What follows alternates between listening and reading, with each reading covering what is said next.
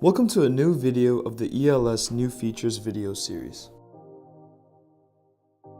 In this video, we will be demonstrating how to control the material interface of the elements embedded into soil. Let's get started. In today's example, we faced a frequent case where the ground is irregular and a portion of the ground level of the building is embedded into the soil. In previous versions of ELS, you would have had to model the soil with elements.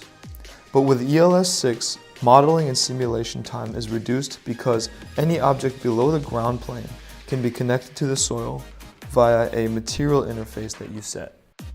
Here you can recognize the irregular ground already shown in a dedicated video of the ELS series. To begin, click on the Pre-Processing tab on the right side. We can go ahead and turn off the ground and boundary settings in order to hide the ground from the model. Now, using the front view, let's click and drag to select all the elements embedded into the soil.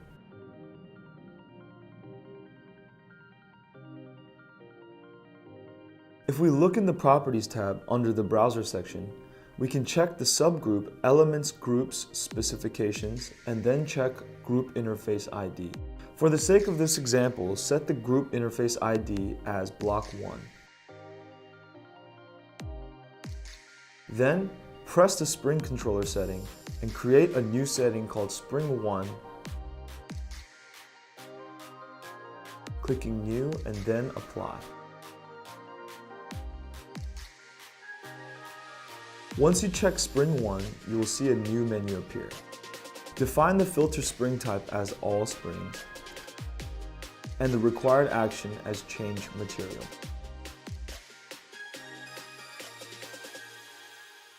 In the menu Action Data, set the material you want for the material interface.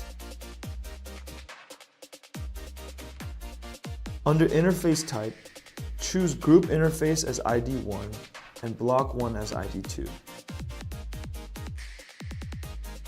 And then click Apply and OK to confirm. Once we have defined all the parameters of the Spring Controller settings, we can launch the analysis and open the viewer to see the results.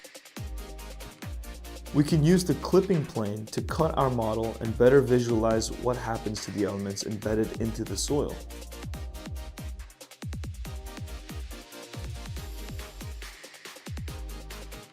Since we want to check the spring of the material chosen for the soil, double-click on the Structure button in the browser and then choose the Springs tab.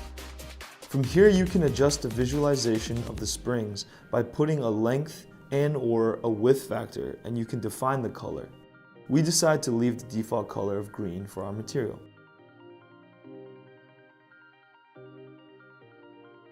Once you finish editing, click Apply and then OK. As a result, you should see the springs generated at the interface of the elements embedded into the soil represented by the defined green color. There you have it. In this video, we have seen how to set the interface material between the structure and the soil. For more information, visit us at extremeloading.com.